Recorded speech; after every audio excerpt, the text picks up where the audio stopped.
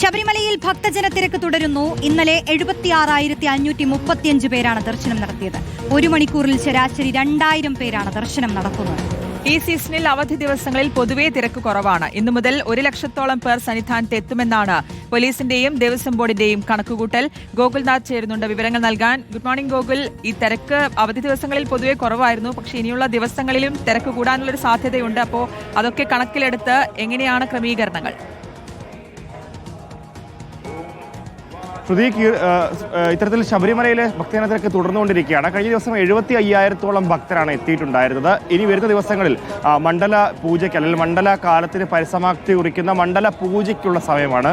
26-ാം തീയതിയാണ് മണ്ഡല പൂജ. അപ്പോൾ മണ്ഡല പൂജയ്ക്ക് മുൻപ് ശബരിമലയിലെത്തി അയ്യനെ കണ്ട് ദർശിക്കാൻ വലിയ തിരക്കാണ് വരും ദിവസങ്ങളിൽ ഉണ്ടാവുക. കഴിഞ്ഞ ദിവസങ്ങളിലൊക്കെ തന്നെ ശനി ഞായർ ദിവസങ്ങളിൽ പൊതുവെ തിരക്ക് കുറഞ്ഞ് തിങ്കളാഴ്ച മുതൽ പ്രവൃത്തി ദിവസം മുതൽ കനത്ത തിരക്കിലേക്കാണ് സന്നിധാനം മുൻപോട്ട് പോവുക. അത്തരത്തിൽ തന്നെയാണ് ഇന്നും നമുക്ക് ഈ തിരക്ക് കാണാൻ സാധിക്കുന്നത്. ദൃശ്യങ്ങളിൽ വളരെ പ്രകടമാണ് എത്രത്തോളം തിരക്ക് ഇന്നുണ്ട് എന്നുള്ളത്. എന്തായാലും വലിയ തിരക്ക് നടപ്പന്തലിലടക്കമുണ്ട്. ഇന്ന് രാവിലെ 4 മണി മുതൽ ദർശനം നടത്തിയിട്ടുള്ളത് 20,000-ന് മുകളിൽ ഭക്തരാണെന്നുള്ളതാണ് പോലീസിന്റെ ഔദ്യോഗിക കണക്കെന്നുള്ളതാണ്. അപ്പം മണ്ഡലകാല തീർത്ഥാടനത്തിന് പരിസമാപ്തി കുറിച്ചുകൊണ്ടുള്ള മണ്ഡല പൂജ 27-ാം തീയതി രാവിലെയാണ് തുടങ്ങുക. 11-നും 10-ക്കും 11-നും ഇടയ്ക്കുള്ള സമയത്താണ് നടക്കുക. പൂജയോടനുബന്ധിച്ച് ദീപാരാധന അടക്കമുള്ള കാര്യങ്ങൾ. അപ്പോൾ അതൊക്കെ കണ്ടു തൊഴാനായിട്ടുള്ള വലിയ തിരക്ക് 26-നും 27-നും ഒക്കെ തുടരുമെന്നുള്ളതാണ്. ആ ദിവസങ്ങളിൽ വലിയ തിരക്ക് ഉണ്ടാകാനുള്ള സാധ്യതയും ദേവസ്വം ബോർഡും പോലീസും ഒക്കെ കാണുന്നുണ്ട്. അതിന്റെ ഭാഗമായി സുരക്ഷ കർശനമാക്കിയിട്ടുണ്ട്. 1590 പോലീസുകാരായിരുന്നു മുൻപ് 18-ാം പടിക്ക് മുൻപിൽ ഉണ്ടായിരുന്നത്.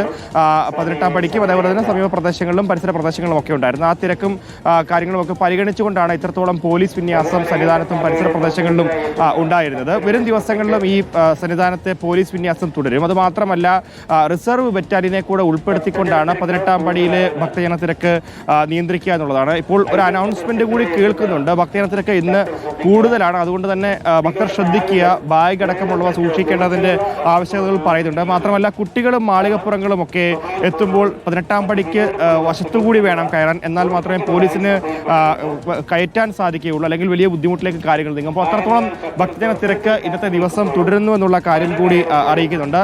എന്തായാലും ദേവസ്വം ബോർഡിന്റെ ആറന്മുളയിലെ സ്ട്രോങ് റൂമിൽ സൂക്ഷിച്ചിരുന്ന തങ്കയങ്കി പുറത്തെടുത്തുകൊണ്ടുള്ള ഘോഷയാത്ര 23-ന് തുടങ്ങുകയും ചെയ്യും.